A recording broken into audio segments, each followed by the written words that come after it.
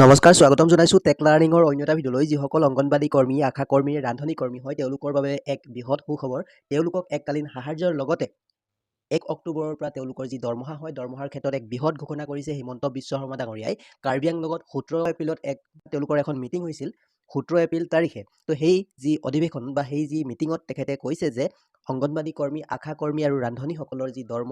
দৰমহা বৃদ্ধি কৰাৰ আগতেই তেওঁলোকক এককালীন সাহায্য হিচাপে তেখেতে আগবঢ়াম বুলি কৈছে আৰু লগতে 1 অক্টোবৰৰ পৰা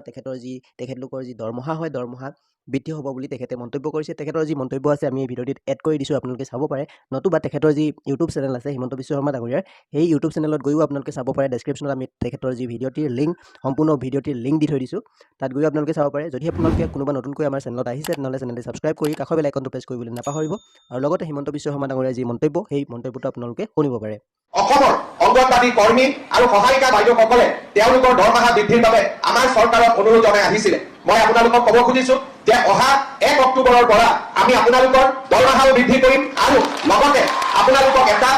এককালীন সাহায্যও আমি আগবঢ়াম অৰ্থাৎ